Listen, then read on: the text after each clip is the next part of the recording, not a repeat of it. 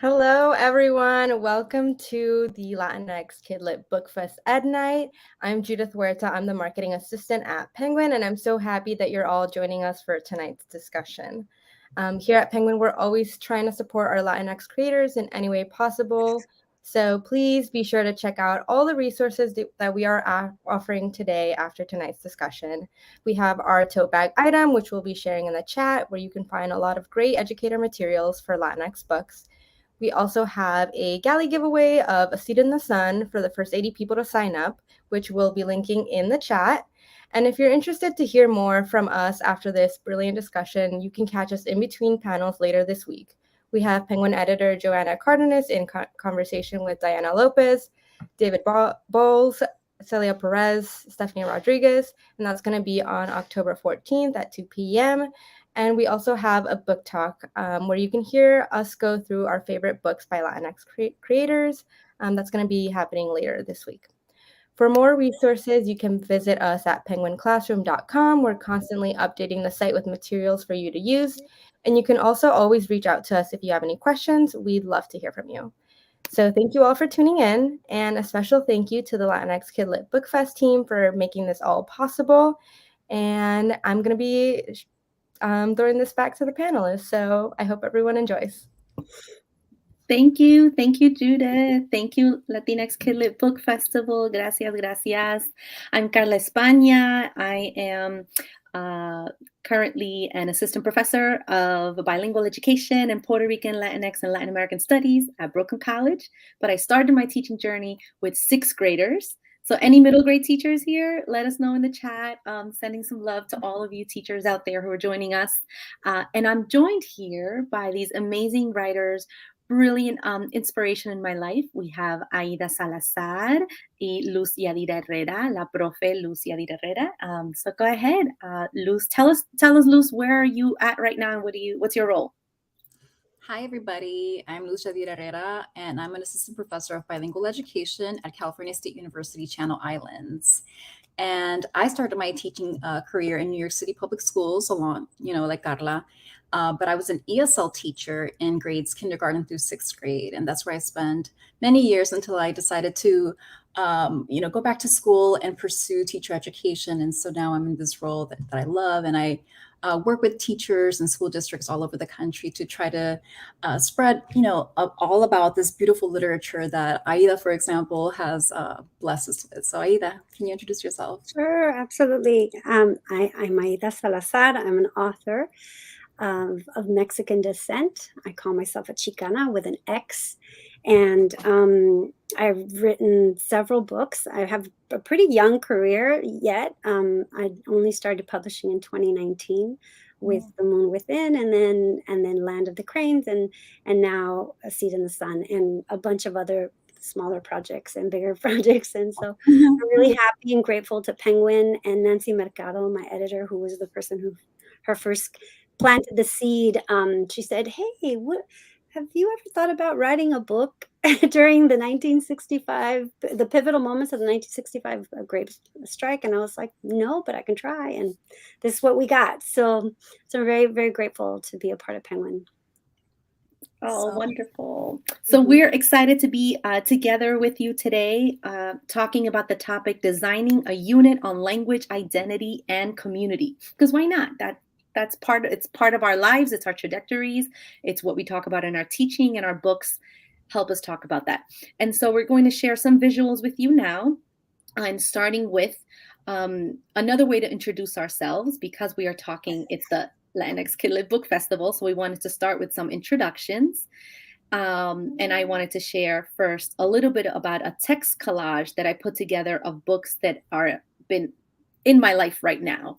And so what you'll see on this graphic is, first, I've been taking my child to some book festivals. And so she's looking at the Hello Friend, the Hola Amigo book in that first picture.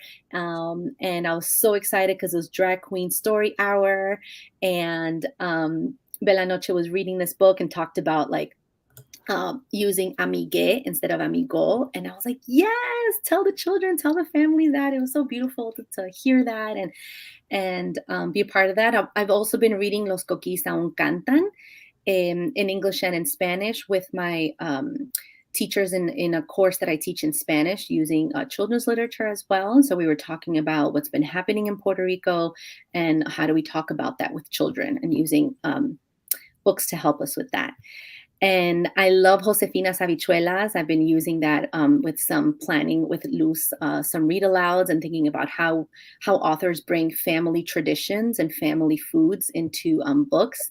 And with Latinitas, it's been so great to feature it not only for this month, because we want to talk about our cultures and families for all year, but making sure I have that resource to talk about biographies of different people in history in the present moment. And so you're going to see some of these books featured a little bit later on with Pilar Ramirez. We're going to talk about, that's part of one of our text sets. And I love this series.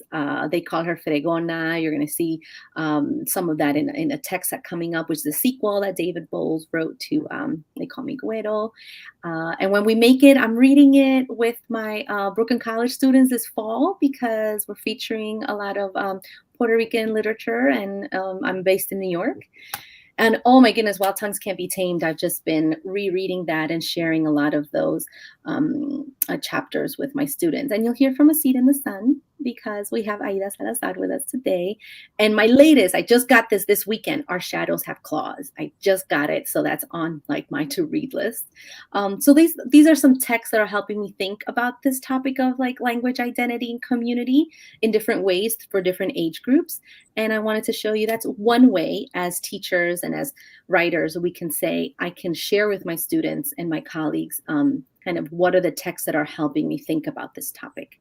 But Luz is going to show us a different way. So Luz, what's your way when you think about like your language, identity, and community? Yeah. So we can go to the next slide. Mm-hmm. So I took a timeline sort of approach to show you this sort of growth. And what I think, when I think about language, when I think about identity, when I think about community, all of those concepts, right? The way that I show up in all of these spaces, or how this shows up in my life, just has to do with my, my trajectory, right? From early on into adolescence to young adulthood to the present moment.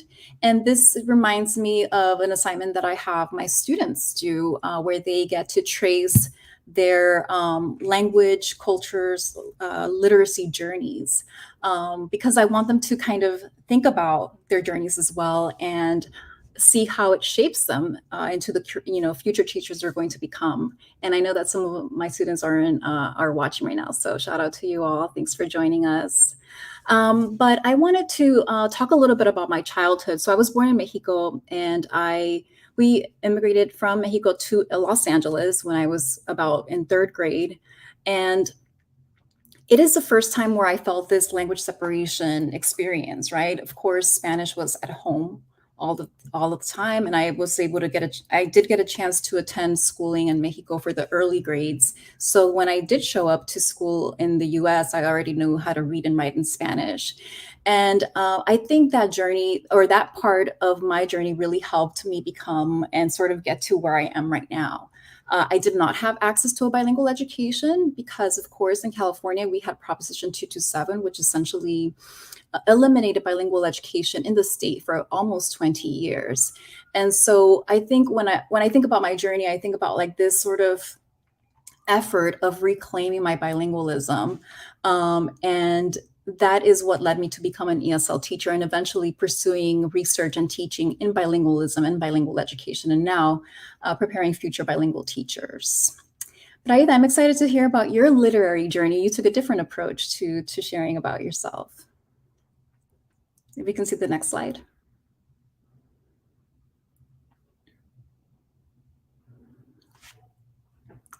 Aida, can you unmute yourself? Yay. Sorry about that. I was trying to be polite because I got a loud family back here. But that's part of my family too. Right here, this picture is just me and my family. There's 7 children, my mom and dad, and half of us were undocumented, and the other half were born in the United States.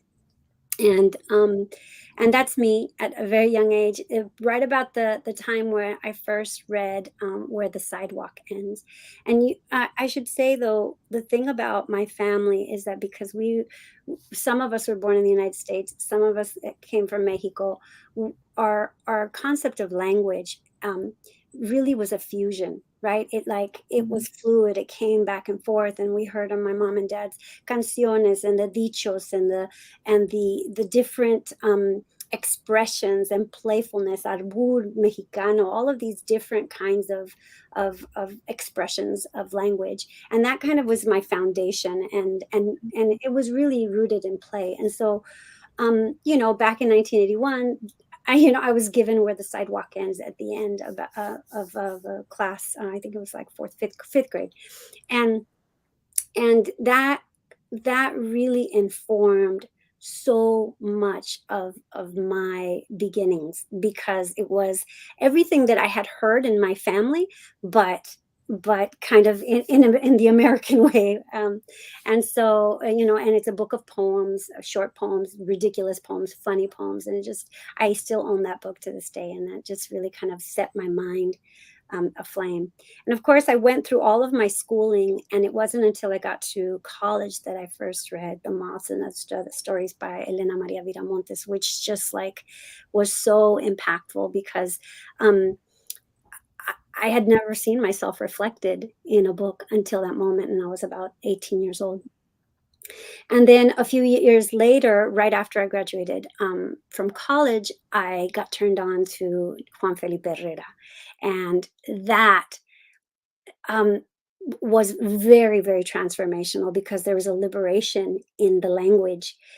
There was, again, a playfulness, this beautiful mezcolanza of what was literary and also emotional, and then also very much mixed. And so I really, to this day, love that book, and love Juan Felipe and everything that he writes. And then in graduate school, I read an autobiography of Red, which is the first novel in verse that I ever knew about. And it also blew my mind. Such a wonderful, incredible, deeply moving piece. And so, and Carson planted that seed of what a novel in verse was. And then, I mean, a lot of years passed, a lot of practice, a lot of heartbreak, a lot of experience. And when I was reading with my young children, The Red Pencil, I went, I could do this. I could, this speaks to me. This form speaks to me. And so all of this poetry and storytelling, it kind of led me to the next slide. And to this. So here we are. Here are books that we've made, and I say our books because all of these books don't happen alone. It really happens in community, happens in exchange with editors and teachers and librarians and readers. And so if it hadn't been for all of that exchange, I couldn't do what I do. And so I'm really grateful for all of that. There's no wrongness, even when I wasn't writing. The practice of living, the practice of engaging with people and talking and being myself, and knowing that my authentic language, in whatever way it comes out, it is absolutely valid. So, oh, that's so beautiful, Aida. I just need to say that again. So even though you said when I wasn't writing, the practice of living and of engaging in your authentic language was still a part of that process. oh, And I think absolutely. we need to hear that often, remind ourselves that part of the writing process and being a writer for our students is going to be that act of living and living authentically. And that includes their language practices. It includes their experiences. So thank you for that reminder. Mm-hmm. So then we wanted to kind of show an example of what this process might look like for our students and for ourselves as teachers to do this. So in the next slides, you'll see a language and literary journey kind of progression or timeline. And so a question that we might ask ourselves or ask with colleagues in some professional learning communities or adapt this for students is, when you think about your beliefs on language or your stance on your bilingualism or your relationship to Spanish or other languages, right? Or even like Aida was showing us, like your own journey with literature. What are some of the words, phrases, feelings, or images that come to mind? So maybe you can easily think of, oh, I can grab some pictures or book covers and make a collage. Or maybe you want to think about those milestone moments, right? A class you were in elementary school, a comment that a teacher made. Right, I have this vivid memory that I just keep returning to, and I'm writing about it a lot. It's my dad walking me to a school in Queens, New York, on Saturdays, every Saturday morning, and it was Escuela Argentina, and it was all instruction in Spanish on Saturdays because Monday through Friday was all English. And I'm from Chile. I'm not Argentina, no soy de Argentina. But there was so much joy in that experience. I got these beautiful memories of like feeling like, oh, I can communicate and I feel like I can understand what's happening on Saturdays. And so I know that's what I would add on to my language ideologies progression as like one moment that really planted a seed that I keep going back to. That feeling I want, like children and adults, to always feel good about themselves when it comes to places of learning. What would you add to yours, Luz? I know you shared your timeline, but is there a moment, or maybe with Remy, with your son, or something on your own journey? I think for me, like the big shift in terms of like how I knew I wanted to be in education, how I knew that I wanted to work with emergent bilingual children. That's what I was growing up. That's what I was labeled as, right? An English language learner. And I shared this with you before, is my my volunteer work when I was in college and undergrad. I was part of this organization called Conciencia Libre, and every Saturday we would go to these job centers in downtown LA and in West LA, and we'd teach immigrant day laborers while they were waiting for work. So we'd teach them Spanish literacy or ESL. And so that's when that shift started. And the way that we learned how to teach is through Paulo Freire's popular education method, where we use like their experiences, right, that are relevant to teach in a way that matters. And so that for me changed everything, and it shifted my career path, along with my experiences growing up, of course, as an emergent bilingual child, right, and all of that. But definitely, I think that's a pivotal moment for sure. Thanks so much for adding to that. So we wanted to shift a little bit next. And feel free to use the chat if something, like whether it's a book that came to your mind, or a moment, or a word, or an image. Feel free to use the chat. But we want to shift a little bit to a framework to talk about. So if we're constantly doing this kind of processing of our own relationship to language and our relationship to writing and reading and books, which we have to because this is ongoing, what does this look like as we start planning instruction, right? Because this is the topic of our talk today, is on designing curriculum. If we design a unit on these topics, what's your foundation as a teacher that you carry through no matter what you plan, right? What is evident across your planning? So we wanted to share some of our framework, and Luz is going to walk us through a little bit of what's part of what we teach. And this is, something that I remind my students all the time is this is something that is ongoing, right? This is something, your pedagogical stance, your beliefs as an educator, they're going to keep shifting, evolving, hopefully, right? Growing, as we all should. And it's not going to happen in one sort of semester or a year. It's going to happen for the rest of your lives, hopefully. So in En Comunidad, so Carla and I wrote this and published a couple of years ago, En Comunidad, Lessons for Centering the Voices of and Experiences of Bilingual Latinx Students, where we combine our experiences, like I said, as emerging bilingual students ourselves, as teachers, researchers, teacher educators now, and thought about the principles that guide us. and that we share now with our students and with educators all over. And so we describe and outline 4 principles. And the first one is a self-reflection, a constant ongoing self-reflection on our ideas on language. What is it that we think about our language practices, our own language practices, right? That's going to reflect how we view our students or children's language practices, and that's going to inform the way that we teach.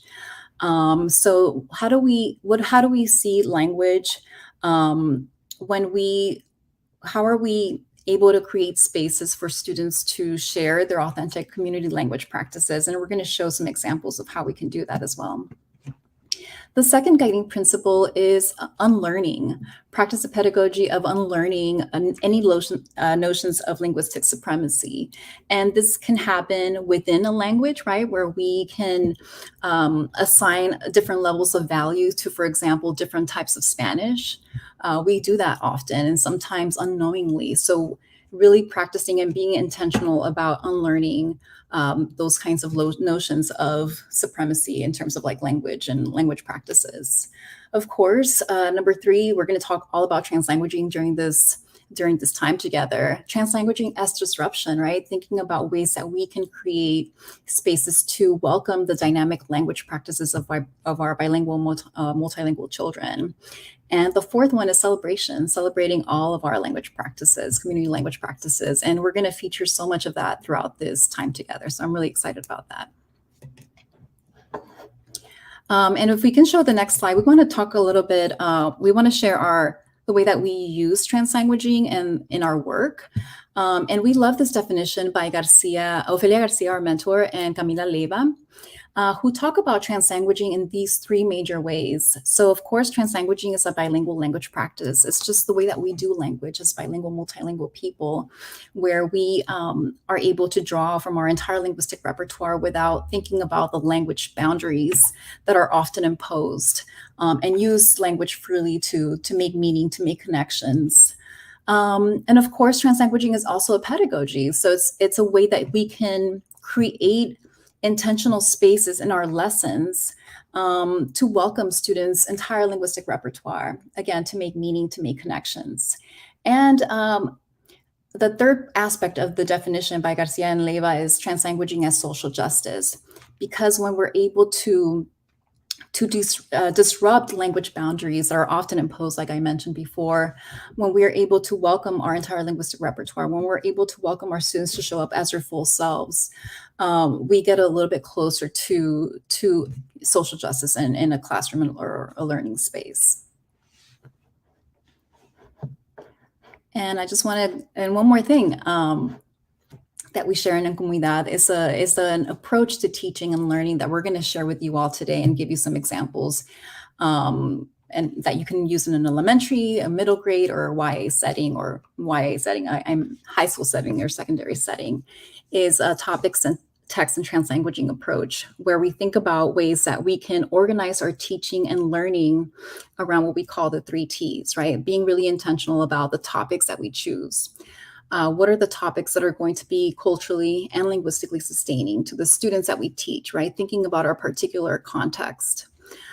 Texts, and we're going to show you examples of these. What are the texts that are going to be in solidarity, that are going to affirm our children's language practices, our cultural ways of being? And of course, translanguaging. How do we create those spaces to engage students' entire linguistic repertoire? And we're so excited to show you some examples. We're going to get started right now. So the first example, go ahead, Carla. Oh, no, I was going to transition, but go ahead. I want you, because I know you have some amazing text, because I know you're going to go to Papi soon. So go ahead. Yes. So the first topic that we have, and we have sort of course, this topic throughout the different examples for different grade spans. But the first one, we want to feature the elementary example. And if we want to teach, of course, a topic like the one featured today, language, identity, and community, we want to think about those texts that are going to help us, right? Be our helpers in teaching and thinking about this topic or these topics.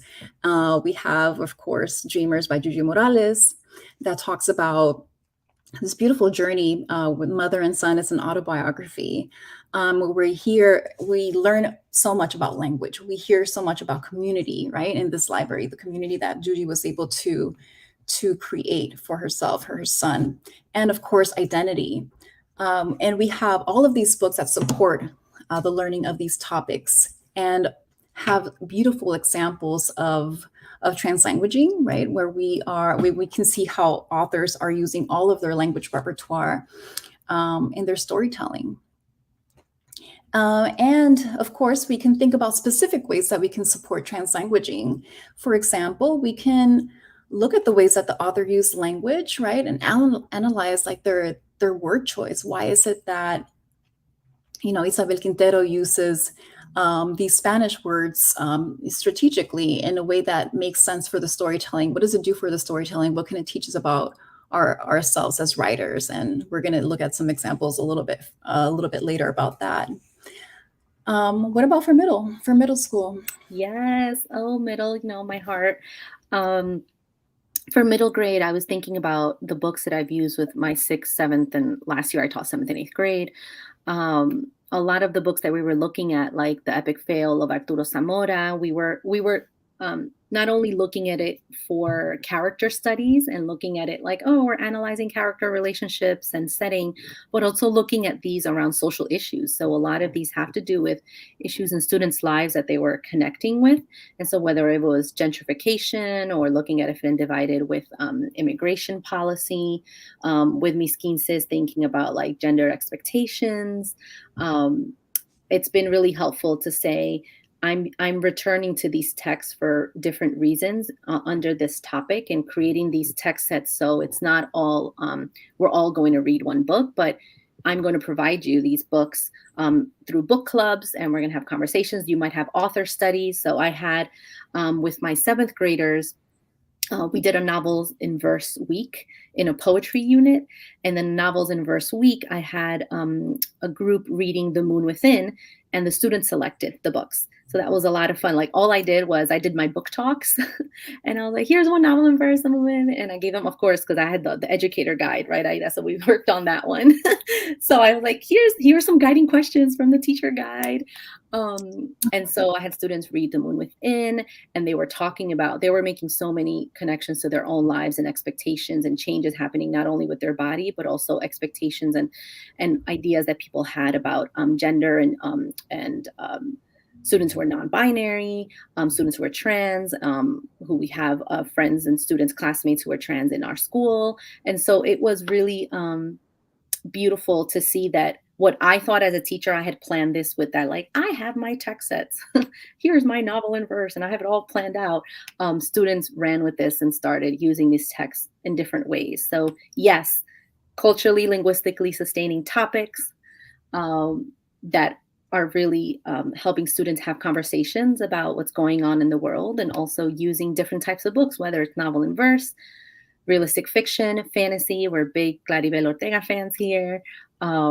And so that's been my middle grade, like, love of these Latinx books to use for these conversations. But I know there's also, we might have some high school teachers watching, so we want to recognize you too.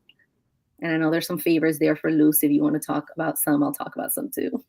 Yeah, so this is one of my favorite genres. So fantasy is one of my favorite genres. And we can teach, we can think about this topic through this fantasy lens as well, right? And one of the most impactful YA novels that I've read is by Alexandra Villasante, The Grief Keeper, which is this, oh man, this is like, I can't even describe how I felt reading this book. It was just even though it's fantasy, it's of course so real, and you could see how something like this can happen. But it's a story about two sisters who immigrated on their own, and they're sort of just put in this very difficult spot where they have to accept this kind of job that nobody else wants to do, which is to essentially carry grief for somebody else. And in this sort of what is it called, what is this sci-fi kind of way, right, where you are able to somehow transfer grief from one person to the other. And of course, that job falls on like people who are very desperate. And so this is the story of those sisters and how that sort of plays out. So it was pretty impactful for me. What about for you, Carla? What I love about putting these texts together in conversation is that we can go through the genre way as teachers. It's like, oh, because I have a unit or a month and a half on this genre. But for me, like when I read Shadow Shaper, when I read Each of Us a Desert, when I read Never Look Back, for those other 3 books, as you talked about, The Grief Keeper, I felt like I was there in that setting. Like it didn't feel like I was in some other world. Like I was in Brooklyn with Shadow Shaper. Like I'm in the Bronx with Lilian Rivera, you know, I'm in the desert with Mark's book. Like they did an amazing job of building this world where I was like, I'm thirsty. Like, why am I so thirsty reading this book? And it was just so well written. So I love doing the language study with these books because it's also, I'm looking at the way language is used, not only because it's like authentic to the setting for the characters, but also I'm learning about the craft of just building these worlds. And I think it's beautiful for students to see those examples. So yes. So those are some text sets, but then what does it look like when we do these language studies, right? What does it look like when we take novels in verse and include poetry, not only in a poetry unit, like my school, we had 1 month of poetry unit for 7th grade, but what if you wanted to do this across your units and talk about these topics? So let's look at that example. And in a bit, I forgot about this part. Yes. Before I go to that example, Luz, did you want to talk a little bit about overall, how do we nurture these writers when they're using these books? And then we'll go to some of those poetry examples. Yeah. So a lot of the work that Carla and I do are about like, how do we bring children's middle grade YA literature into education, right? And really make it central to our experience in the classroom. And the reason why it's so important for us to, bring this into classrooms everywhere, we see the power that lies in children's literature, right? We can see clearly how there's so much space to make connections between these stories that we're reading, right? And not feel alone in some of the journeys that we might be facing, and as well as affirmed, right? In our journeys and our experiences, and our language practices. We can see how we can also have a space to critique unjust structures, racism, right? Other ways that we can create space for students to process social justice issues. And I think that's one of the ways that we can do that is through children's literature. We can really talk about tough issues using children's literature to help us process those ideas. And again, to just make space for children to process it together with us. We can't ignore what's happening all around us all of the time, right? It absolutely affects our classrooms. It absolutely affects our students on a day-to-day basis. And so one way that we can process this together is through these powerful texts. And like I've been saying in a lot of my workshops with Luz and with teachers, we've been saying, and I don't know, Aida, if you've heard this in your conversations, especially around book bans, but we've been really strategic as to how we're using books and what are we calling our use of the books in the curriculum or in our lesson plans. So for the previous unit that we shared, like that text set, I might say like world building in fantasy novels, right? And that's what I'm calling my unit, world building in fantasy novels. And I'm going to use those 4 books, right? I'm going to use Each of Us a Desert, and I'm going to use, The Grief Keeper. So it's like learning that other language, right? That's like this is my literacy unit language, and this is my, culturally, linguistically sustaining way of teaching. You kind of have to be subversive. Yeah. Yeah.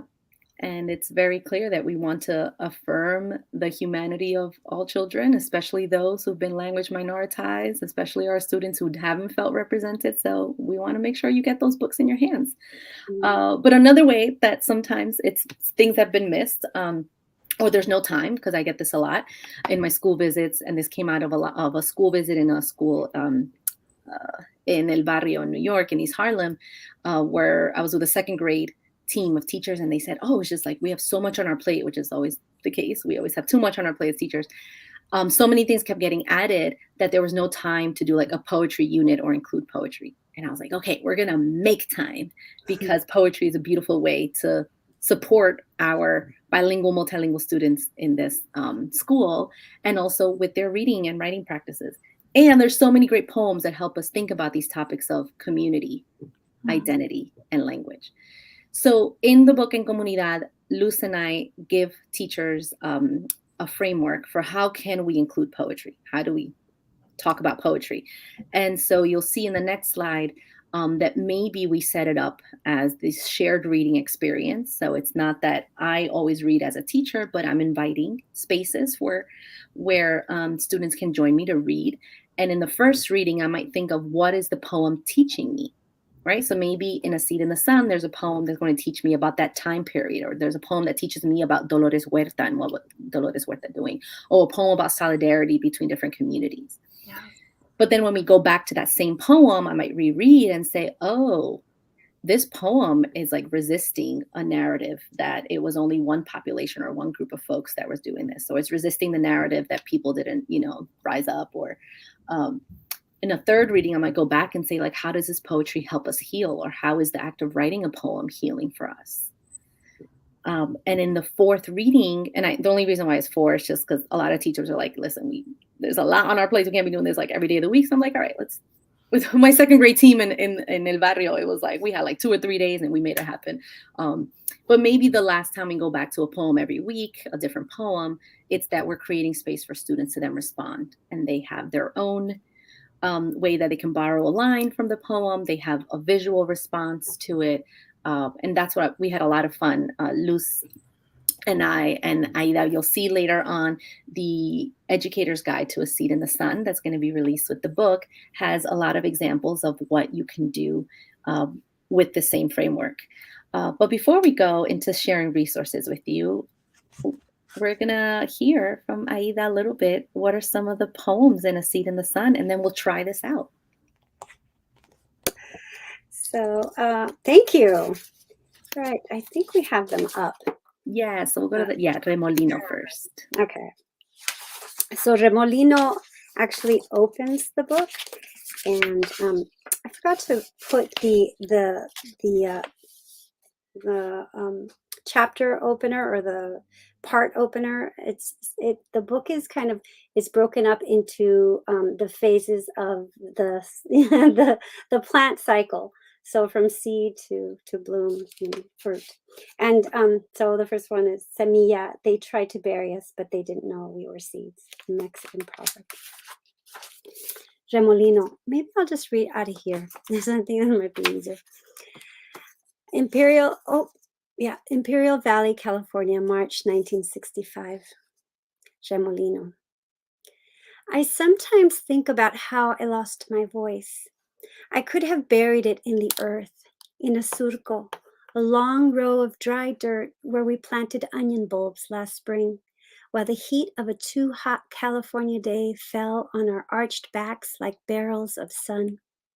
It could have happened when Papa screamed for me to work faster, just as I was singing along to Mama's song, louder than Papa's angry words or the drone of planes spraying the fields overhead. It could have been taken by the roaring remolino that slammed into us, like the storm of Papa's belt when we upset him, an out of nowhere tornado ripping through the fields. Maybe that's when the dirt-drenched air pulled my voice out of my breath and caught it in the spin of wild wind. What's left is a whispery rasp, an orange-yellow mist that comes and goes like clouds. My real voice is either somewhere in the tumble of dirt in the onion fields of the Imperial Valley, or was taken by the anger of the wind. One day, I pray it comes back. So let's see if we can do the next one. Delano, California, September 1965. Open sky hammocks. We drown bed bugs in a pail of water, chinchas we pluck from the mattresses propped up outside our rusty barrack walls. The worst kind of chore on our first day in Delano, in another labor camp as terrible as the last and the one before that. Concha and Rafa race to see who can drown more bugs. They beat me by a lot because they're 5 and 4 years older. I asked Mama if we can sleep in our hammocks instead, but she doesn't turn around. She still can't hear the tiny hiss that comes from me when I try to speak. Mama, I try to say louder. She reads the question on my lips. Lula, the mattresses are better, so we are together, not hanging like leaves from the trees. Me? I'd rather sleep outside on a crest of oaks at the edge of the grape fields all around us, with surcos like long fingers spread throughout the vineyard and thick vines growing big across the wires. I'd rather sleep beneath a blue-black sky glistening with bright stars. A stage, a place to dream, where I can announce a make-believe circus like a ringmaster to an audience of hooting owls hunting field mice in the night. Outside, under the dense starry sky we can only see in the back roads of California, where we work and chase the harvests, so different from the city where we hardly go and where the glow of lights washes away the contrast. Yes, it's colder in our hammocks than in the one-room wooden barrack, especially in the winter, but so much better than getting eaten alive by chinches. Pero Mama, I wish we could, I try to say. No time for wishing now, Lula. Mama leans on my shoulder as she passes me holding a grass broom. Her long, thick braid lays against her neck as her body bends like a willow branch, and she sighs. Vamos, Lula, Concha, Rafa, let's keep cleaning, mis amores. And then this is a little later. So those two were the opening poems, and this is a little bit later. Quelites. Oh, and I should say that she's running from her father, who she's had a really difficult exchange with, semi-scary exchange with. Quelites. I stop at an unattended field of quelites in whose green arms I am safe. Calma, calma, Lula, I tell myself. Calma. I breathe in the scent of green leaves bent and broken beneath my feet. I remember the day Mama taught me how to pick wild mustard greens to add them to the food we cook. She taught me to know when they were good for eating by noticing the width and texture of their dark, wispy leaves, by paying close attention to the way they sprang up in clusters that signaled there was water nearby. My abuela, en paz descanse, said the earth loves us by giving us what we need to survive. We just need to learn to see it, she said. If that's true, why can't we eat everything we pick, Mama? I asked, wondering about all the times we had gone hungry after a full day of harvesting. Because the land has been claimed. It's sorry. I can't read that, and I don't have it memorized. I'm sorry. Sorry. Because so let me take it out. Thank you. Because the land has been claimed and not shared, though la tierra belongs to no one, and because for some, having enough is not enough. Mama said aside from quelites, we could forage mushrooms, berries, and other wild things. We've been picking them for as long as the earth has given them, for as long as we've needed to live. Mama tore the leaves with a soft twist of her hand and whispered something under her breath. Remember to ask permission and to thank her, Lula. La tierra knows if we are ungrateful. The growers think quelites are weeds. They think we are doing them a favor by picking them from their open wide fields on all of the land they've claimed for themselves. Thank you. Oh my goodness. Thank you for reading that. That was so beautiful. Thank you. I always think I need to take a deep breath when I hear poetry. So we're all taking that collective deep breath, like taking the story in. So thank you. Oh, yes, same here. Chills. So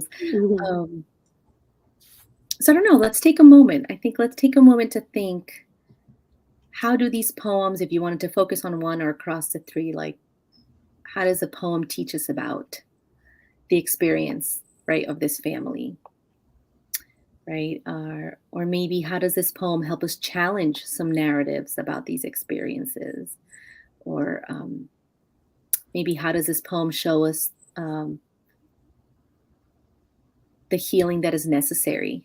I was thinking about that line that I wrote it. I also wrote it on the sticky note because it stuck with me when the mom said, no time for wishing now, Lula. Mhm. And it took me back to a lot of conversations with middle grade students of challenging times in their lives. And when it's like that childhood innocence is lost, or no tienen tiempo como para jugar. Yeah, I had a student who I always share the story that he brought a rock in for like the second day of school to write about the rock. And I was super judgmental because it was my like first year teaching, and everyone else brought a picture, and I was like, why didn't you bring a picture?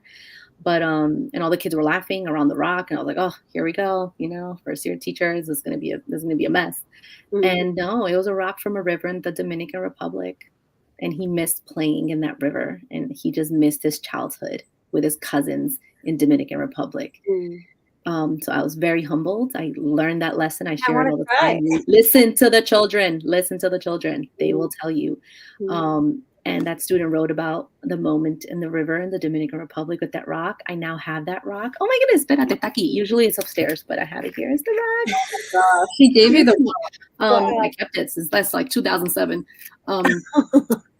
But that line brought me back to that moment of my first year teaching of like, I need to always listen to children and do they feel like there is no time for wishing now? And can my classroom be a space where they feel the freedom to use their imagination and to wish? Yes.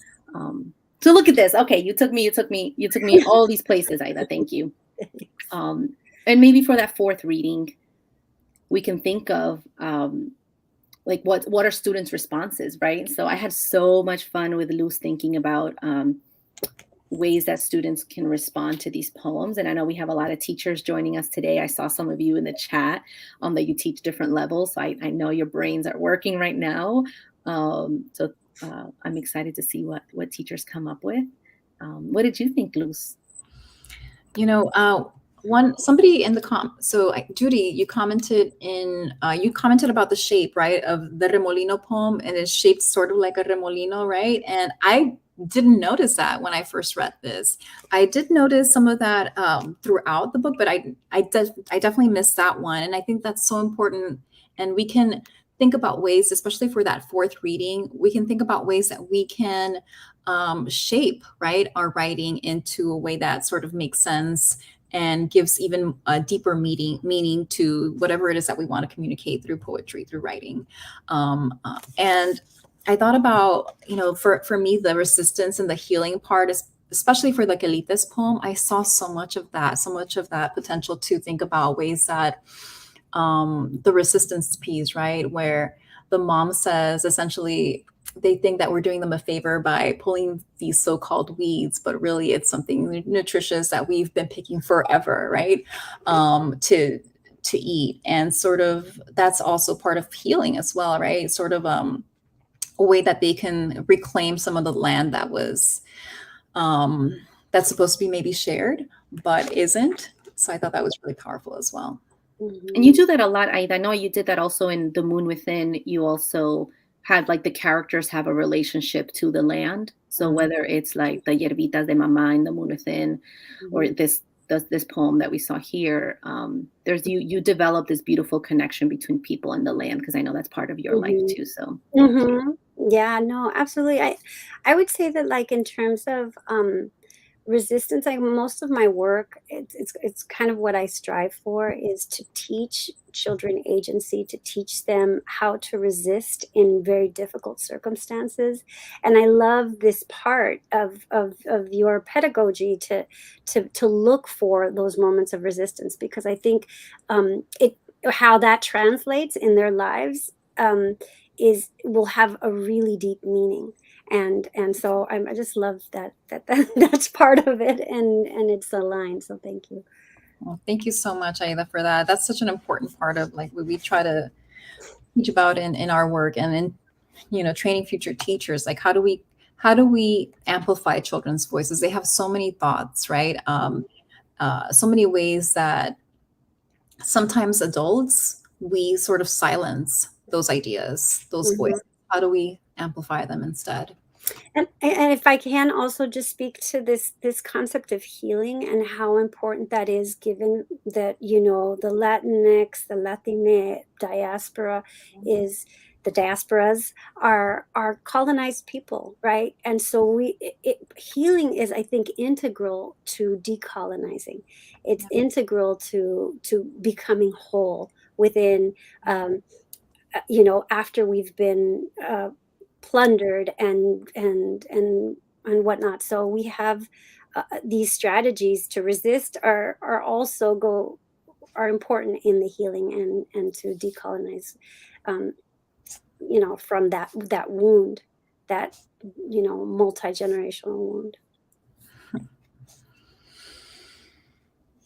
Thank you. And I was also thinking how like you used the word or the phrase, Aida, of being intentional, of placing these questions on resistance and healing and teaching. And that comes out of people questioning us. And they were like, so what's integral in your teaching? Like, what's foundational when you do read poems and you are teaching students who are bilingual, multilingual, you're teaching Latinx students. And for me, I spent a year teaching in a setting that wasn't mostly Latinx students. It was very different than my first few years when I had my mostly students from Dominican Republic, Puerto Rico, and Mexico, Central America. And so a lot of those questions that were asked of us when we were developing our own like frameworks for teaching, it was like the urgency of making sure that students felt that teaching in their school was like a liberating experience. And that they could be their full selves. And in order to be your full self, you need to be supported and equipped with the language that you're using. Like, what are you calling those feelings? You're like, oh, something made me feel really uncomfortable because somebody made a comment about, where I'm from, or because I'm an immigrant, or I don't have papers. Like, what do we call that? And so really helping students through literature, that's why this is so powerful. And through these poems, helping them see that they're not alone on this journey. So that's why I love having characters that are also on this like awakening journey, because that's what we have with Lula in this book, right? They're like, who are these folks with these like signs, and why are they not working the field, and why are they, collectively coming together and organizing, right? And so I love seeing that journey with a character, so that as a teacher with children, we could be like, oh, we're on that journey too. Like, it's okay, we're learning. So we're going to transition now to see another way in a language study, how we can go back to these texts. So whether it's the novel in verse, like A Seed in the Sun we'll see, or it's the picture books or YA novels, when we are designing a unit that includes opportunities for students to talk about these topics and learn about them through characters in books, what does it look like when we want to also be intentional about the language in a book? And language, this is broad. It could be the author's craft of using language in terms of building character and relationships and world building, or language around like translanguaging and looking at different features of Spanish and English in some books, or different languages. So we're going to start with the first example. That's one of Luz's favorites. My papi has a motorcycle. So just an example from this beautiful picture book, and just a reminder that picture books can be used at all grade levels. I actually open all of my classes by reading a picture book with my students, who are, of course, undergrads or also post-bac, so they're working on their teaching credential. And I ask them to think about the ways that the author uses language, and how we can use this as a teaching opportunity, right? To notice those craft moves, like Carla said, or ideas around language as expressed in the book, etc. So the book opens up something. I wish I had it in front of me, but it's something like this. My papi has a motorcycle. From him, I've learned words like carburetor and cariño, drill and dedication. And we can do an exercise like show an excerpt, like this very first excerpt from this book. And it asks students to name their observations, specifically thinking about translanguaging, right? What are they going to pick out? Of course, they're going to notice cariño, right? This is a book that is mostly written in English, but we see that Isabel Quintero uses all of her language repertoire in the storytelling. And in this very first opening line, we see, of course, the word cariño. And we can think about, well, why did the author make this choice? What does it do for the storytelling? What does it do for my own, how does it inform my own writing? Well, students can perhaps, hopefully, see that they can also use all of their language repertoire in their own writing, right? In a way, this sort of affirms how they mostly already use language or might already use language, but can also exist in written form, just like Isabel Quintero does, just like the author does. In this book, we have these beautiful illustrations by Sig Peña, and we see, of course, the use of speech bubbles all throughout the book, right? And we see that the author is also translanguaging in these speech bubbles. Agárrate, hold on, con cuidado, be careful, right? So we see the dialogue happening bilingually. And so again, what does this show us? What does this tell us? You know, hopefully our students can see and pick up, I can also add dialogue in my own writing to depict this authentic interaction between my characters or, you know, within my writing. So we can learn so much from these mentor texts, right, about how we use language, what it does for the storytelling, and it just makes us better writers. Let's look at another example. So this is from Eric Velázquez. And this is from Octopus Stew or Pulpo Guisado in his Spanish version. And one excerpt says, let's see. So this is a story about a grandchild, a grandmother spending the day together, and grandma's making pulpo guisado, and Ramsey does not want any pulpo. So he says, okay, grandma snapped at me. I guess he questioned her making pulpo guisado or something like that. Grandma snapped at me. I've been making pulpo guisado since your dad era un niño, since he was a boy. So again, what are students going to notice, right? The language used. They're going to notice the translanguaging, English and Spanish. Again, what are they going to take away from this, right? They're going to see that the language used really tells the story and this relationship between a grandchild and a grandmother. It shows us again that we can also use our entire linguistic repertoire in our writing. So we have all these beautiful examples, right, through these texts where we can, again, feel affirmed in the way that we use language. And just in a way, I don't want to say permission, but just invites us to also embrace this dynamic language use in our own writing. And Carla, do you want to share some examples from the next one? So this is from a little bit from... Oh, yeah, you can continue, Luz, because I know you were putting that one together. Go ahead. I'll go with the next one. Yeah, so this one, you know, this word was new to me, Aida. I didn't know about this word, quelite. I'd never heard of it until I read your poem. And when I did a bit of research, I realized that it originates from the Nahuatl word quilitl, which is amazing, right? Because I just love the way that our language is also infused by indigenous languages. And I love that so much. So this book excerpt from, the poem that you just read, right? And maybe there's a word off because we have the advanced reader's copy, and I think you read from the finished copy. So I'm sorry if it's a little bit off, but it says, I stop at an unattended field of quelites in whose green arms I am safe. Calma. Calma, Lula, I tell myself, calma, right? Again, we're going to see words, quelites, which is a Spanish word, but again, thinking and recognizing the Nahuatl origin of this word. And once more reminding us that we can also bring in our entire linguistic repertoire and think about like the origin of those languages, which I think is so important to make that connection about the influence of indigenous languages, in this case, Nahuatl in Spanish. Can I also just mention quickly that little piece, Calma Lula, that my editor and I had a good conversation about that, and she's like, "Well, why is this necessary?" And I said, "Because this is a moment to teach healing. self-regulation to children, and I really wanted to include that piece. So just a comment about that. And I just also want to answer, yes, The Seed in the Sun is going to be translated into Spanish next year. It comes out a year later. That's awesome. Woohoo! Celebración, that's so exciting. All right, and then we have just a different sort of approach to the thing about language study. Carla, do you want to show us? Yes. I mean, there are some books that have, right, everyone writes differently, and depending on the context of the families and what's the authentic language practice of the family. And I started with like my sticky notes in my copy of If and Divided, noting, like I color-coded all my like observations.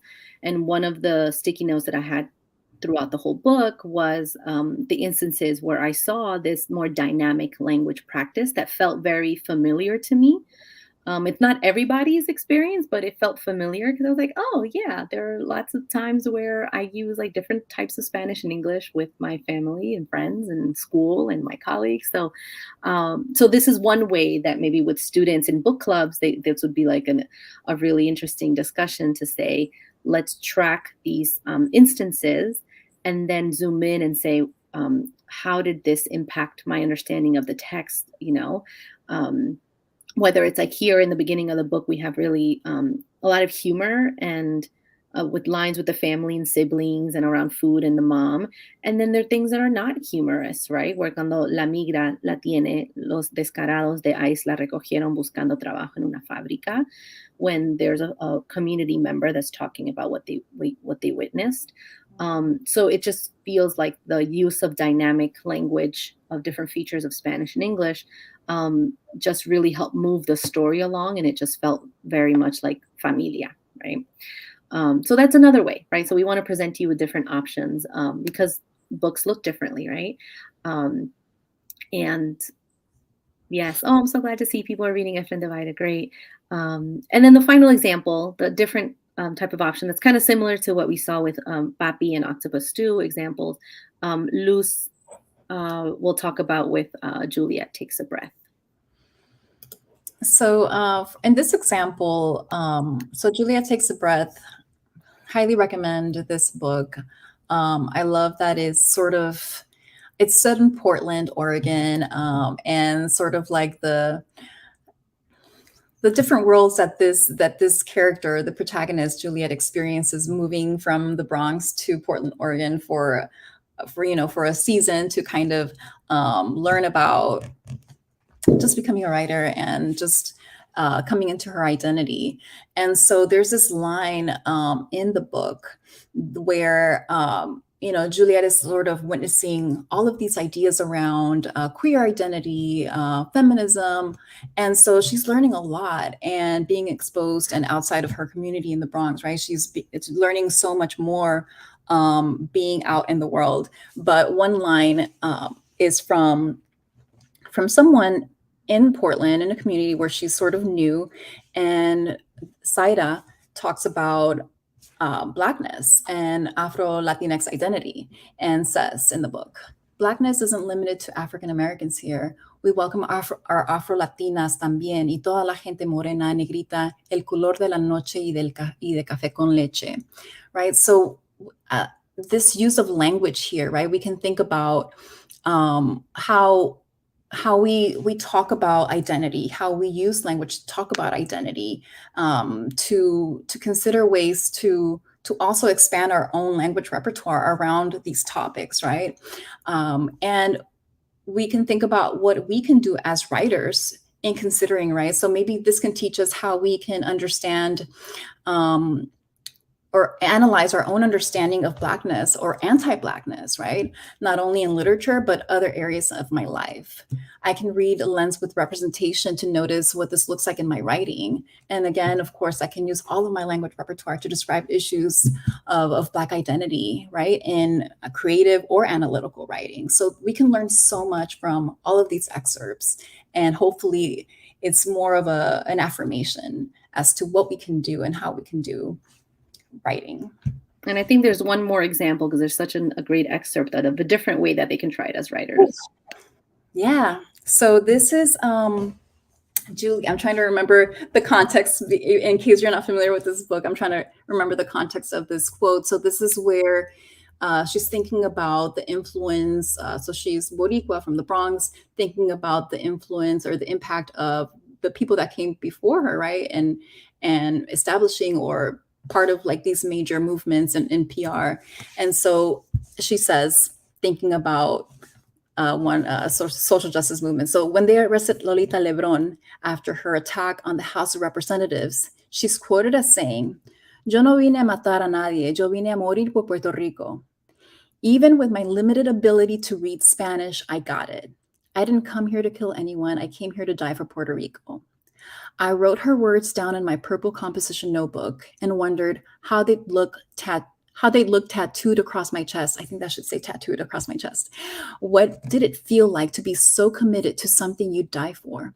I didn't feel that way about anything. Right? So she's growing into her understanding, growing her consciousness about what it means to, stand up for something, to take a stance, and thinking about Lolita Lebron's example. So an observation of this language use, right? So here we can think about how the author or the protagonist use quotes from this revolutionary hero, and how it sort of marks this pivotal moment in her consciousness racing journey, right? And the way that we can be, or how this informs us as writers, well, we can also think about stories from history. And I think, Aida, you do this a lot, right? Like really bringing like that ancestral knowledge to the front and center of your writing. We can think about how we weave this into our own narrative writing, include original quotes from historical moments, to make sense and make meaning of like this character's journey or my character's journeys. So this just really, again, gives us the invitation to use language across in different ways for different purposes. And it's just beautiful the way that Gaby Rivera does this. Gracias, Luz, for going through those examples. And it's great to see the different ways that we can do that, right? And then the final part we wanted to share with you all is, so what's next? Besides the fact that, we're going to talk a little bit about all the beauty that is the Latinx Kid Lit Book Festival. There are going to be so many wonderful sessions that you can continue getting ideas and books that you can use in the classroom.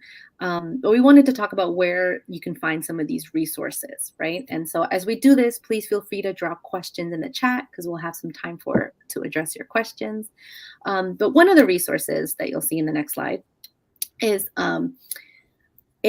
that these examples that you've been seeing, like the language study examples, you'll find several of those, like some of these are from there, in this, the Translanguaging Collection, Affirming Bilingual and Multilingual Readers. It's a handbook that Luz and I got to write for Penguin Random House, along with creating 6 collections of books.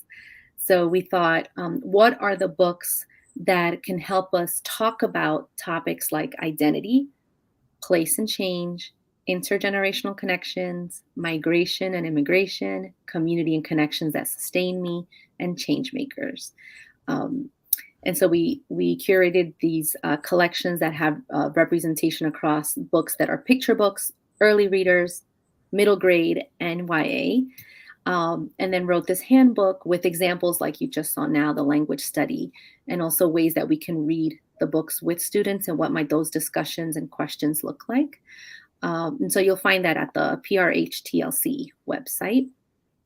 So you can access the list of the collections, and definitely let your schools know if whenever the schools get into the time of ordering collections of books, your book order time, let them know about this resource. And then next, I'm so excited for this. When's our official date, Aida? It's October 22nd? 25th. 25th. Mm-hmm. I'm trying to get it earlier. Okay. No, October 22nd, I'm doing a book launch. That's why. So we have all together, all 3 of us, we worked on resources for educators. So you will find in the educator guide links to multimodal texts. So that can mean like photo galleries, museum exhibits, kind of resources to help with the knowledge of the time period. You're going to find some guiding questions on novels in verse and how do you process, poems and the form. The same thing you saw today with Poetry Framework about poetry as teaching, resistance, and healing. You're going to see that with poems, all planned out with poems from the different parts of the book. And they all end, every section ends with ways that students can respond to those poems. So what might their writing look like? Or performance, because it's not just writing, right? Different ways. And then some extension activities, thinking about, your end of unit kind of activities that you would like to do with your students. And I know, Aida, you were talking about some really exciting things involving music and bookmarks.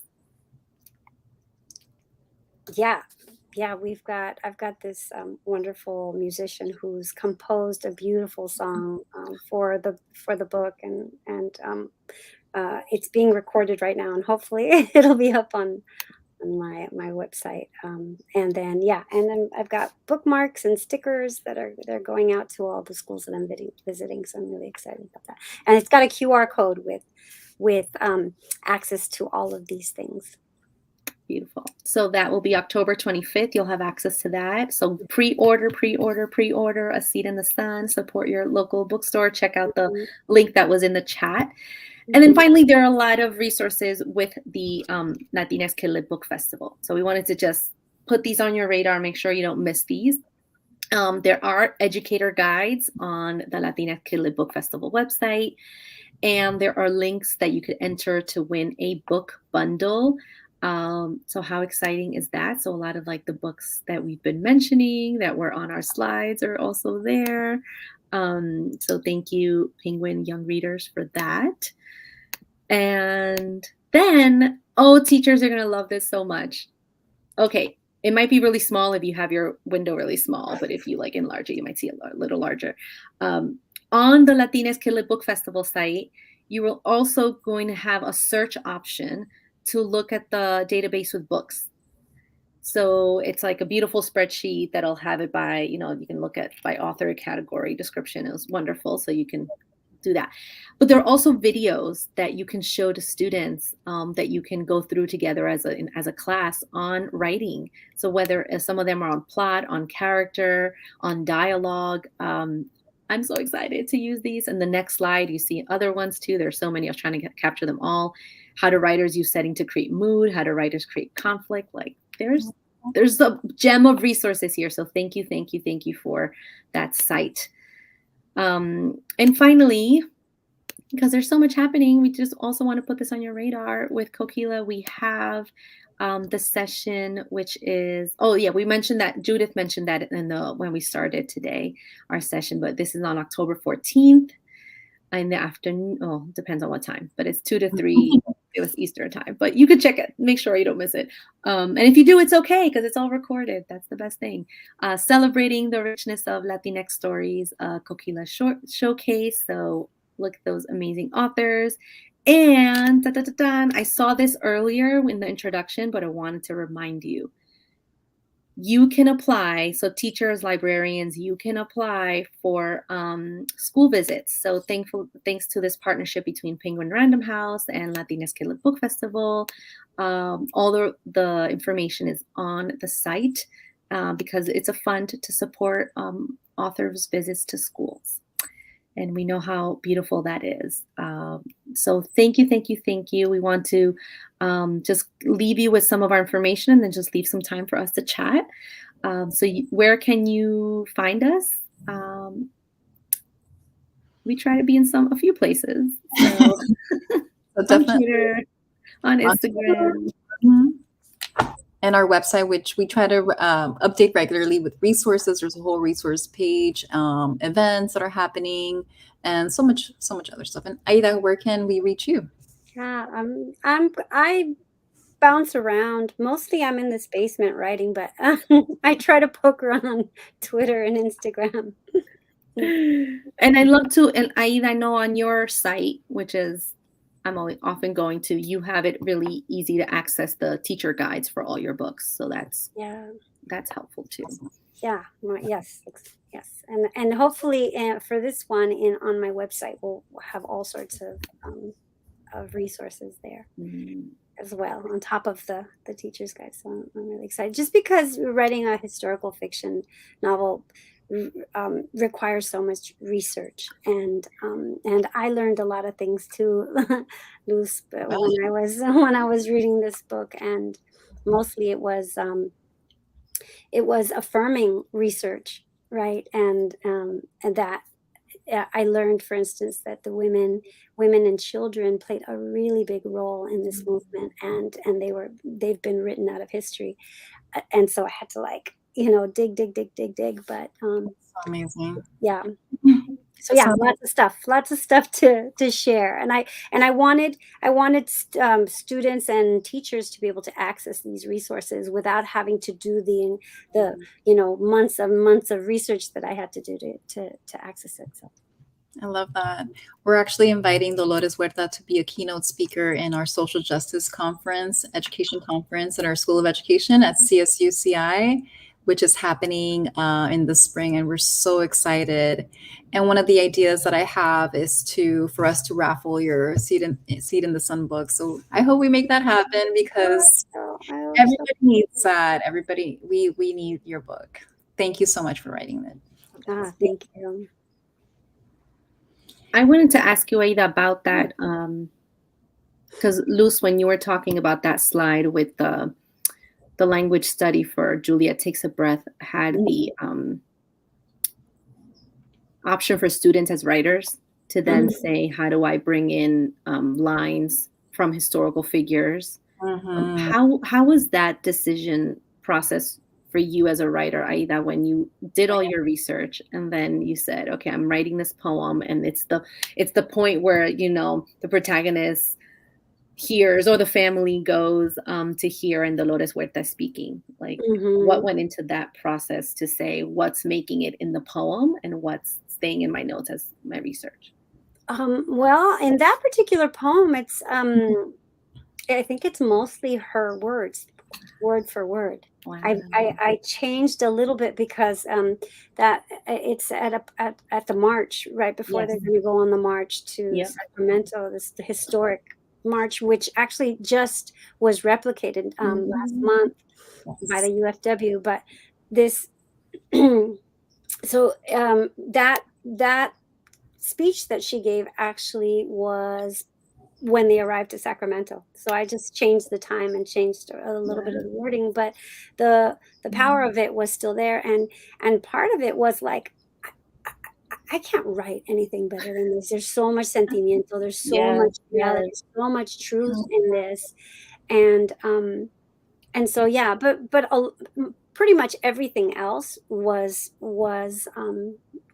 reinvented. Except for that particular speech, and that speech, I'm just going to give it away, but it's written in the shape of the farm worker flag, and so I'll see if I can share it with you guys.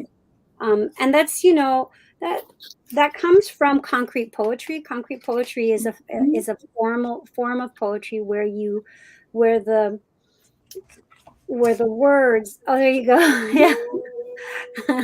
Yeah, that's the farm worker eagle. And so it's concrete poetry allows for you to have the words perform. So so that remolino that you saw, it's performing what's being said. So it's really a fun thing to do, especially for children, because they see it, and it's also really liberating. And so it doesn't always work, and sometimes it's kind of a mess, but it's really fun. It's really fun exercise to teach students how to play with words and placement on the page. And it liberates you. And that's the thing about poetry, right? it doesn't, prose does this thing where you go line for line for line, and poetry really lends itself to bilingual, multilingual people who think in small fragments, who cut lines in right in half, and it just gives a certain kind of also rhythm. There's a different rhythm that we have when we speak multiple languages, right? And that also, because you can see that in the poetry, if you look, and if you I do because I'm a nerd and about poetry, but if as a teacher you allow for the student, or point them to that kind of the rhythm of language, and the freedom of the line, of liberating the line. It's kind of a radical concept, and yeah, I mean, I've found with my students that's always like this moment of like, oh, that's what we could do. Yes, I love that. And Carla, you're always talking about that freedom in poetry, and how some of the joy sometimes is taken away when you have like this checklist, right? Like, okay, do I have this and that, this feature and that feature? Can you talk a little bit more about that, Carla? Because that's such an important part. That's usually when I start my poetry units. Like, I'm like, oh, we're going to launch into poetry next. And it's like, oh, I'm like, oh no, where is that coming from? Like there. And in that, it's like sometimes because they've been taught in a way that poetry is like, here's your checklist, your anthology has to have check. And so it's the opposite of everything you described, Aida. So it's again, it's unlearning. There's a lot of things we have to unlearn. So I wanted to ask Aida about this because Pati's comment in the chat, I just wanted to scroll up because it was so powerful too. Pati said something about like, yes, thank you. That's much nicer than me scrolling. Like starting with healing, that's so beautiful. And thinking about how cultura can impact this, how we process, and even when we are able to do so, great opportunity to consider mental health. And it brought me back to, because I think I asked you this question at another panel that we were on, I think with Ernesto Cisneros. I don't remember. At some point, everything's a blur now. Time is a blur. But and it was something around like, how do you as a writer yourself take care of yourself as a writer? Because our students are also writers and teachers, we're all writing too. When you are processing, like you have one plot line is the relationship between the protagonist and the father. There's some difficult moments there. And then there's the difficult moments with the farm worker struggle, right? And the mother too. So there's like different tough moments. And then there's these beautiful moments, then the joy of like the family solidarity across groups and family coming together and resistance and la lucha. So what was that like for you as a writer to take care of your spirit while you were doing that? And also to take care of us as readers as we're processing all of these.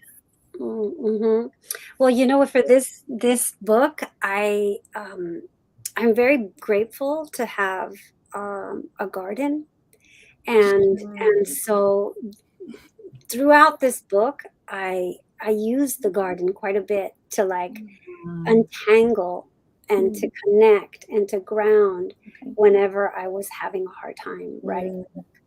And so I'm so grateful. I grew a lot of things, and then some things I just left bare on purpose because I just pulled the weeds, and I just wanted to be with the earth. Like I didn't want anything else. And so I also got a bathtub outside. Wow. The bathtub. Like old cast iron. I went to the Segunda, and I got an old cast iron tub, and I would take baths out there in my garden's not a big, it's little, pero es mío, and it's just, and it was that's how I took care. No, but but I also want to kind of give a shout out to creating space to cry. It's really, I think it's our natural kind of built-in mechanism to regulate emotions and breathing. So I cry. I allow myself to cry in certain moments, and allow myself to be scared and then cry, and then just put the work down and be okay with it it hurting. Yes. Mhm. Oh, thank you for answering that. I think I'm gonna visit Luz soon in LA, and I'll be like, Luz, ¿dónde está tu jardín and your bathtub outside? Like, did you not learn anything from Aida? For sure. I'm putting that on your to-do I've list. been gardening in that garden for 20 years, so it took me 20 years to get that. Because you started. You just started, Luz. I know you started. You have like a little something you started there. Early on. Mhm. Yeah, it's still early days, but yeah. This is my like New Yorker, East Coast, like really cold all the time here, most of the time. When I go visit folks in California, I'm like, oh. No, Stella in the chat, thank you for that question. Earlier, Aida mentioned that healing is integral to decolonizing. What are other ways you're cultivating a life of love and pride in our identities? And yeah, so the gardening is part of that for you, Aida. Mhm. Luz, what about for you? Love and pride in who you are. I think about, for me, I lived in New York for a long time. I left when I was like 20, 21. I left LA. I lived in New York for about 12 years, came back. And I think for me, being close to my family again has been a way to keep this connection, right? To keep this love and pride in my identity because of my family. Mm-hmm.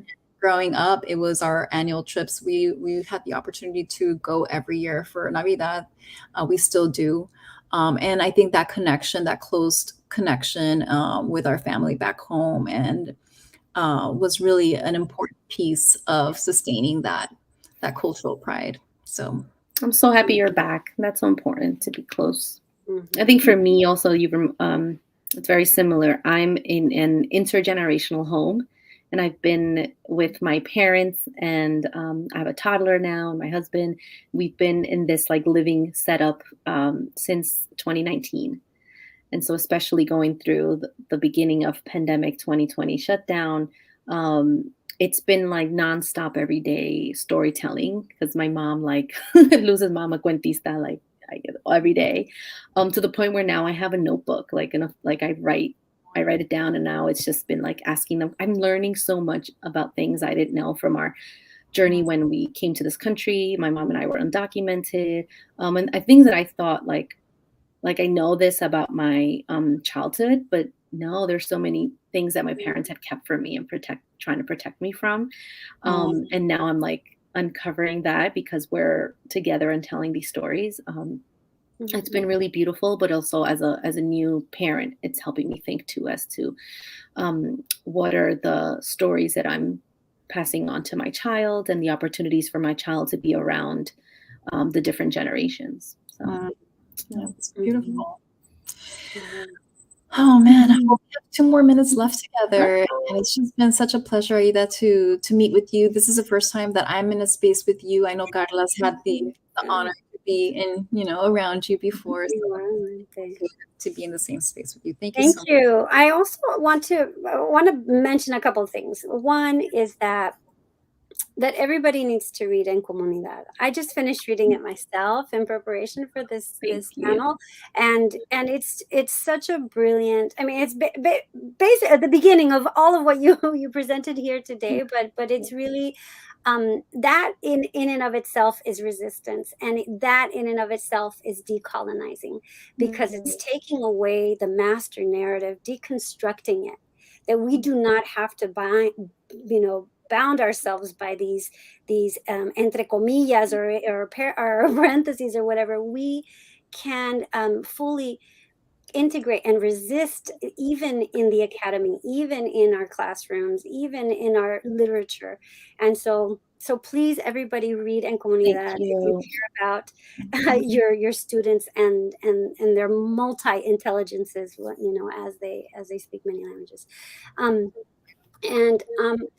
I also wanted to kind of point out that I grew up not trained in Spanish, and it was only until like maybe 2 years ago that I was asked to translate for the first time. And as a translator from English to Spanish and Spanish to English, certain challenges came up. I'm also having to push up against what the notion of true Spanish is. And that is really, really kind of like difficult. And you have to kind of take a stand Yes.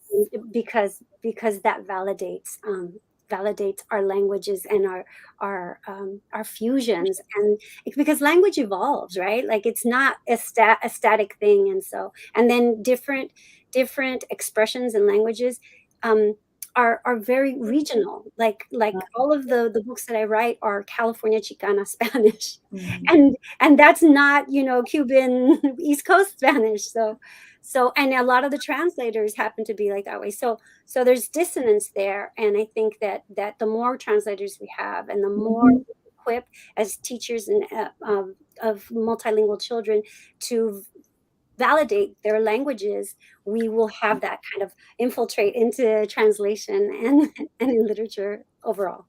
Yes, that's a great way to end. Thank you so much, everybody. Thank you so much. Thank you. Gracias. Thank you, Latinx Adios, Kid Lit Book everyone. Festival.